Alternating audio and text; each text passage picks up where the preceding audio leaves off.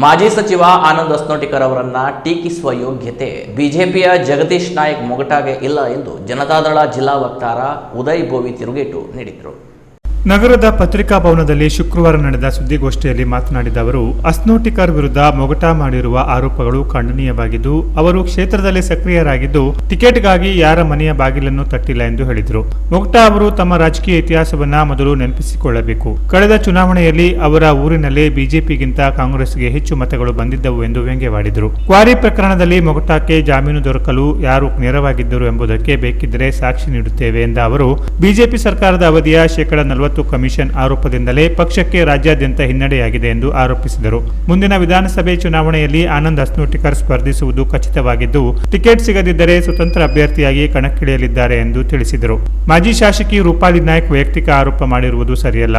Karwar medical ಕಾಲೇಜಿಗೆ H D. Kumaraswamy ಮುಖ್ಯಮಂತ್ರಿ ಆಗಿದ್ದಾಗಲೇ ಅನುಮೋದನೆ ದೊರೆತಿತ್ತು. ರೂಪಾಲಿ ನಾಯ್ಕ್ ಶಾಸಕರಾಗಿದ್ದ 5 ವರ್ಷಗಳಲ್ಲಿ ಅದರ ಪ್ರಗತಿ ಏಕೆ ವಿಳಂಬವಾಯಿತು ಎಂದು ಪ್ರಶ್ನಿಸಿದ ಅವರು, ಅವರ ಪ್ರಶಸ್ತಿಗಳು ಹಾಗೂ ಆರ್ಥಿಕ ಮೂಲದ ಬಗ್ಗೆಯೂ ಅನುಮಾನ ವ್ಯಕ್ತಪಡಿಸಿದರು. ಕಳೆದ ಚುನಾವಣೆಯಲ್ಲಿ ಪಕ್ಷದ ಅಭ್ಯರ್ಥಿಗೆ ಸ್ಥಳೀಯ ಕಾರ್ಯಕರ್ತರೊಂದಿಗೆ ಹೊಂದಾಣಿಕೆ ಇರಲಿಲ್ಲ. ಅಭ್ಯರ್ಥಿ ಮೂಲತಃ ಜೆಡಿಎಸ್ನವರಲ್ಲದ ಕಾರಣ ಗೊಂದಲ ಉಂಟಾಗಿತ್ತು. ಆ ಕಾರಣದಿಂದಲೇ ಬೇರೆ ಅಭ್ಯರ್ಥಿಗೆ ಬೆಂಬಲ ನೀಡಲಾಗಿತ್ತು ಎಂದು ಜೆಡಿಎಸ್ ಮುಖಂಡರು ಸಮರ್ಥಿಸಿಕೊಂಡರು.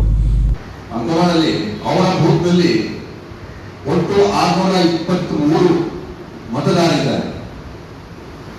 636 ಇದರಲ್ಲಿ 527 ಮತದಾರರು ಮತವನ್ನು ಚಲಾವಣೆ ಮಾಡಿದ್ದಾರೆ. ಅದರಲ್ಲಿ ಅವರು ರೂಪಾಲಿಯವರಿಗೆ 228, ಅದೇ ಕಾಂಗ್ರೆಸ್ ಪಕ್ಷದ ಸತೀಶ್ ಅವರಿಗೆ 245 ಓಟು ಬಿದ್ದಿದೆ. ಇದು ಹೇಗಾಗ್ತದೆ? ಅದೇ ತರ 2013ರಲ್ಲಿ ನಮ್ಮ ನಾಯಕರ ಆನಂದ್ ಅವರು ಬಿಜೆಪಿ ಪಕ್ಷದಿಂದ ಇದ್ದಾಗ ಸತೀಶ್ ಅವರು ಸ್ವತಂತ್ರ ಅಭ್ಯರ್ಥಿಯಾಗಿದ್ದರು. ಆದರೂ ಸಹ ಅವರು ಇದೇ ರೀತಿ ಭ್ರಷ್ಟಾಚಾರವನ್ನು ಮಾಡಿದ್ದಾರೆ. ಈಗ ನಾವು ಒಂದು ಸಾಕ್ಷಿ ಕೊಡ್ಬೇಕಂತಿಲ್ಲ, ಸಾಕ್ಷಿ ಅವರ ಹತ್ರ ಇದೆ. ಆದ್ರಿಂದ ಜನರು ಅವ್ರ ಬಗ್ಗೆ ಎಲ್ಲರಿಗೂ ಗೊತ್ತಿದೆ. ಅವ್ರು ಏನು, ಅವ್ರು ಯಾವ ಪಕ್ಷದಲ್ಲಿ ದುಡ್ಡಿದ್ರು, ಯಾವ ಪಕ್ಷದಲ್ಲಿ ಕೆಲಸ ಮಾಡ್ತಾ ಇದ್ದಾರೆ, ಮತ್ತು ಅವರು ಈ ಕಲ್ಲು ಗೋಡೆಗಳನ್ನು ಮಾಡ್ತಾ ಇದ್ದಾರೆ. ಅದರಲ್ಲಿ ಅವ್ರ ಮೇಲೆ ಏನಾದರೂ ಕ್ರಮ ಆದಾಗ ಅವರಿಗೆ ಏನು ಜಾಮೀನು ಕೊಡ್ಲಿಕ್ಕೆ ಯಾರು ಬೇಕಾಗಿದ್ರು, ಏನ್ ಮಾಡಿದ್ರು, ಅದ್ರ ಬಗ್ಗೆ ಸಾಕ್ಷಿ ಕೊಡ್ಲಿಕ್ಕೆ ನಾವಿದ್ದೇವೆ. ಯಾಕಂದ್ರೆ ನಮ್ಮ ಆನಂದ್ ಬಗ್ಗೆ ಮಾತಾಡಲಿಕ್ಕೆ ಅವರಿಗೆ ಯಾವುದು ಯೋಗ್ಯತೆ ಇಲ್ಲ.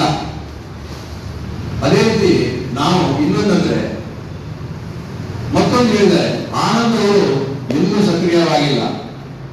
ಎಲ್ಲಿ ಸಕ್ರಿಯವಾಗಿಲ್ಲ ಯಾರು ಅಂತ ಹೇಳಿದ್ರೆ, ಅವರು ತಮ್ಮ ಇಡೀ ಅಂದ್ರೆ ಶೆಡ್ಯೂಲ್ ನಲ್ಲಿ, ಬಿಸಿ ಶೆಡ್ಯೂಲ್ ನಲ್ಲಿ ಅವರು ತಮ್ಮ ಕೆಲಸವನ್ನ ಪ್ರತಿಯೊಂದು ಇಲ್ಲಿ ಬಂದ ಕಾರವಾರ ಬಂದಾಗ ಪ್ರತಿಯೊಂದು ಸಮಾಜದ ಮುಖಂಡರ ಜೊತೆಗೆ ಬಂದು ತಮ್ಮ ವಿಚಾರ ವಿನಿಮಯಗಳನ್ನ ಹೇಳ್ತಾ, ಅದೇ ರೀತಿ ಬಂದಂತ ಯುವಕರಿಗೆ ಹಾಗೂ ಮುಖಂಡರಿಗೆ ಏನು ಅವರಿಂದ ಸಹಾಯ ಆಗಬೇಕು, ಏನು ಅವರಿಗೆ ತೊಂದರೆ ಇದೆ ಅದನ್ನ ಬಗೆಹರಿಸಿಕೊಂಡು ಹೋಗ್ತಾ ಇದ್ದಾರೆ. ಆದ್ರೆ ಅವರು ತಮ್ಮ ಈ ಕಾರ್ಯವನ್ನ ಎಲ್ಲಿ ಪತ್ರಿಕಾಗಲಿ ಎಂದು ವಾಟ್ಸ್ಆಪ್ ಗ್ರೂಪ್ಗಳಲ್ಲಿ ಹಾಕೊಂಡು ಪ್ರಚಾರ ಮಾಡಿಕೊಳ್ಳಿ ಕುತ್ಕೊಳ್ಳಿಲ್ಲ. ಆದ್ರಿಂದ ಅವ್ರ ಕೈಲಿ ಏನಾಗ್ತದೆ ಅಷ್ಟು ಕೆಲಸ ಮಾಡ್ತಾ ಇದ್ದಾರೆ. ಮನೆಯಲ್ಲಿ ಬಂದವರಿಗೆ ಅವರು ಸ್ವಾಗತಿಸಿ ಅವ್ರಿಗೆ ಏನು ಕೆಲಸ ಆಗಬೇಕು ಆ ಕೆಲಸನ ಮಾಡ್ತಾ ಇದ್ದಾರೆ. ಎಲ್ಲೂ ಅವರು ತಮ್ಮ ಪ್ರಚಾರ ಆಗಬೇಕು, ತನ್ನ ಅಲ್ಲಿ ಫೋಟೋ ಹೊಡ್ಕೊಂಡು ಅಲ್ಲಿ ಹೋಗ್ಬೇಕು, ಇಲ್ಲಿ ಹೋಗ್ಬೇಕು ಅನ್ನೋ ಅವಶ್ಯಕತೆ ಅವರಿಗೆ ಇಲ್ಲ. ಯಾಕಂದ್ರೆ ಇವರು ಮೊಕ್ಕ ಅವರಿಗೆ ಹೇಳಿದ್ದಾರೆ, ಅವರಿಗೆ ಜೆಡಿಎಸ್ ನಲ್ಲೂ ಅಸ್ತಿತ್ವ ಇಲ್ಲ, ಬಿಜೆಪಿ ಅವರು ಟಿಕೆಟ್ ಕೇಳೇ ಇಲ್ಲ ಅಲ್ಲ. ಆನಂದವರು ಯಾವಾಗ ಕೇಳಿದ್ದಾರೆ? ಬಿಜೆಪಿ ಅವರು ಟಿಕೆಟ್ ಬೇಕಂತಿದ್ದವರಿಗೆ ಕೇಳಿಲ್ಲ ನಾವು. ಆದ್ರೆ ನಾನು ಹೇಳ್ತಾ ಇದ್ದೇನೆ, ಬಿಜೆಪಿ ಅವರು ಟಿಕೆಟ್ ಕೊಡುವುದಾದ್ರೆ ಕಾರವಾರದ ಮತದಾರರು, ಅಂಕೋಲದ ಮತದಾರರು, ಅದೇ ರೀತಿ RSS ನ ಮುಖಂಡರ ಒಂದು ನಮಗೆ ಪ್ರೇರಣೆಯಿಂದ ಎಲ್ಲಿ ಸೀಟ್ ಸಿಗ್ಬೇಕು ಆ ಸೀಟ್ ಸಿಗ್ತಾರೆ ನಾವು ತಗೊಂಡು, ಇಲ್ಲಾಂದ್ರೆ ನಮ್ಗೆ ಅದೇ ಸೀಟ್ ಬೇಕಿದ್ದಾರೆ, ಅವ್ರು ಸೀಟ್ ತಗೊಳ್ಳಿ. ಮಾಜಿ ಶಾಸಕರಿಗೆ ಸೀಟ್ ಸಿಕ್ಕಿದ್ರೆ ನಮ್ಗೆ ಸ್ವಾಗತ, ನಾವು ಅದಕ್ಕೂ ಖುಷಿ ಆಗ್ತೇವೆ. ನಾವು ಬೇಡ ಅಂತ ಹೇಳುದಿಲ್ಲ. ಆದ್ರೆ ಸರಿಯಾದ ರೀತಿ, ಯಾಕಂದ್ರೆ ನೀವು ಇಲ್ಲ ಸಲ್ಲದ ಆರೋಪಗಳನ್ನ ಇಲ್ಲಿ ಮಾಡ್ತಾ ಇದ್ರೆ ನಿಮ್ಮ ಏನ್ ಕಾರ್ಯಗಳಿದೆ ಕಾರ್ಯ ಮಾಡಿ. ಯಾಕಂದ್ರೆ ವ್ಯಕ್ತಿ ಬಗ್ಗೆ ನೀವು ಬಂದ್ಕೊಂಡು ಅವ್ರು ಅಲ್ಲಿಲ್ಲ, ಅವ್ರು ಇಲ್ಲಿ ಸಿಕ್ಕುದಿಲ್ಲ ಅನ್ನೋದು ಹೇಳುದು ಇದು ತಪ್ಪು ಮಾಡ್ತಾ ಇದ್ದಾರೆ. ಆದ್ರೆ ಇದೇ ತರ ಅವ್ರು ಮಾಡ್ತಾ ಇದ್ರೆ ನಾವು ಅವ್ರಿಗೆ ಕ್ರಮ ಕೊಡ್ಬೇಕಾಗ್ತದೆ. ಯಾಕಂದ್ರೆ ನಾವು ಮುಂದೆ ಹೋಗ್ಬೇಕಾಗ್ತದೆ. ಯಾಕಂದ್ರೆ ನಾವು ವ್ಯಕ್ತಿತ್ವ ಬಗ್ಗೆ ನಾವು ಯಾರಿಗೂ ಮಾತಾಡಿಲ್ಲ, ಏನು ಅದು ಅವಶ್ಯಕತೆ ನಮಗೆ ಇಲ್ಲ.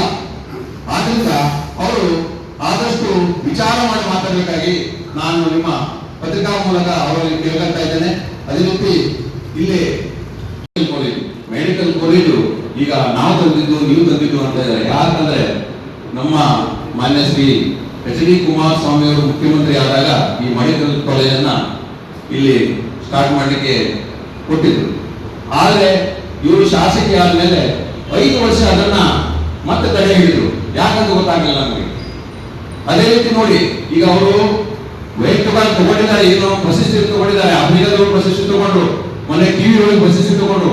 ಈ ಹಣ ಕೊಟ್ಟರೆ ಯಾರು ತಗೊಳ್ಬಹುದು ಪ್ರಶಸ್ತಿ, ಆ ಪ್ರಶಸ್ತಿಗೆ ಲೆಕ್ಕ ಕೊಡುವುದಿಲ್ಲ. ಬರೀ ಸುದ್ದಿಗೋಷ್ಠಿಯಲ್ಲಿ ಜ್ಞಾನೇಶ್ವರ ಕೋಳಂಕರ್, ಕವೀಶ್ ಬೋಮ್ಕರ್, ಕೃಷ್ಣ ತಾಂಡೇಲ್, ಗೋಪಾಲ್ ಹರಿಕಂತ್ರ, ವಿಜಯಾನಂದ ನಾಯ್ಕ್, ಪ್ರಕಾಶ್ ಹರಿಕಂತ್ರ, ಲಕ್ಷ್ಮೀಕಾಂತ್ ಹರಿಕಂತ್ರ, ದೀಪಕ್ ನಾಯ್ಕ್, ಕೃಷ್ಣ ವೈಂಗಣ್ಕರ್, ನಾಗರಾಜ್ ತಾಂಡೇಲ್ ಸೇರಿದಂತೆ ಹಲವರು ಉಪಸ್ಥಿತರಿದ್ದರು.